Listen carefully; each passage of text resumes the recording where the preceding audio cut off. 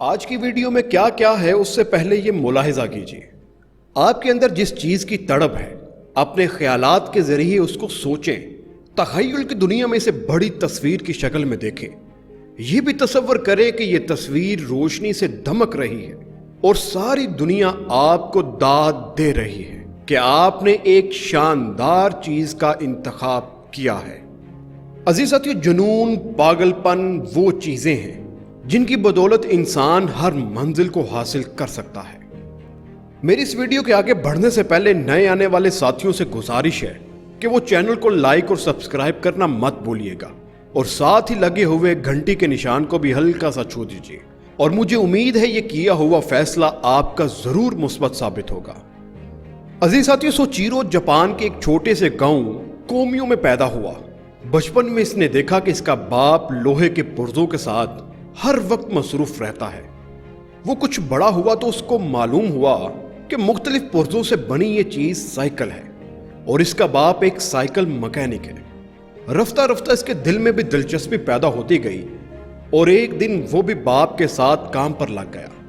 وقت گزرتا گیا، گھراریوں اور پہیوں نے اس کے دل میں ایک ایسی جگہ بنا لی کہ اسکول کی پڑھائی سے وہ بیزار ہو گیا۔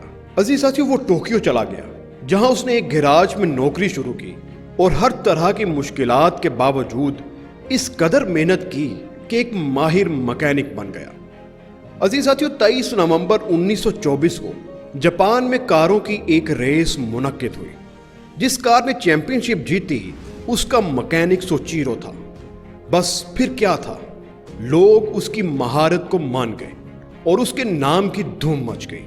عزیز ساتھیو اور دوستو، ورکشاپ چھوڑ کر وہ گاڑیوں کے پسٹن رنگ بنانے لگا اور اسی سلسلے میں ٹویوٹا نے اس کے ساتھ کنٹریکٹ کیا اور اس کے پسٹن خریدنا شروع کر دیے۔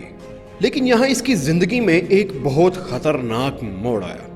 اس کا ایکسیڈنٹ ہوا اور ایک لمبے عرصے کے لیے بستر پر جا پڑا۔ اسی دوران اس کو یہ بھی خبر ملی کہ ٹویوٹا نے اپنا معاہدہ منسوخ کر لیا ہے۔ عزیز ساتھیو، سوچیرو کو کافی صدمہ پہنچا، لیکن یہ سب اس نے برداشت کیا۔ کچھ مہینوں بعد وہ صحت یاب ہوا تو ایک بار پھر اس نے اپنا سفر شروع کیا، لیکن اب کی بار وہ چند قدم ہی چلا تھا کہ حالات نے پلٹا کھایا اور وہ سر کے بل پھر زمین پر آ گیا۔ ہوا یوں کہ دوسری جنگ عظیم شروع ہو گئی اور شدید بمباری کی زد میں اس کی فیکٹری بھی آ گئی۔ سب کچھ جل گیا اور وہ حقیقی معنوں میں کنگال ہو گیا، یہاں تک کہ اس کے پاس کھوٹا سکہ بھی نہیں بچا۔ لیکن اس کے دل میں ایک آگ سلگ رہی تھی اور یہ بھڑکتی ہوئی آگ اس کو ہمت دے رہی تھی کہ آگے بڑھو اور کچھ کر کے دکھاؤ، اور ایک مضبوط عزم کے ساتھ وہ اٹھا۔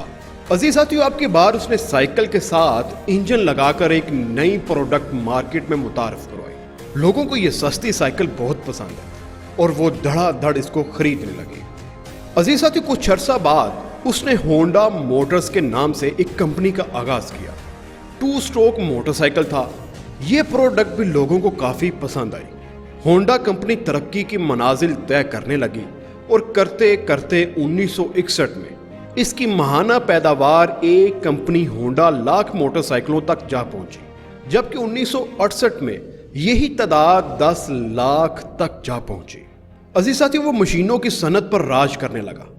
گاؤں میں پیدا ہونے والا ایک دیہاتی لڑکا اپنے شوق اور محنت کی بدولت دنیا کو ایک ایسی موٹر کمپنی دیتا ہے جو آج بھی دنیا کی جدید، دلکش اور مہنگی ترین موٹر بائیک اور کار بنانے کا عزم رکھتی ہے۔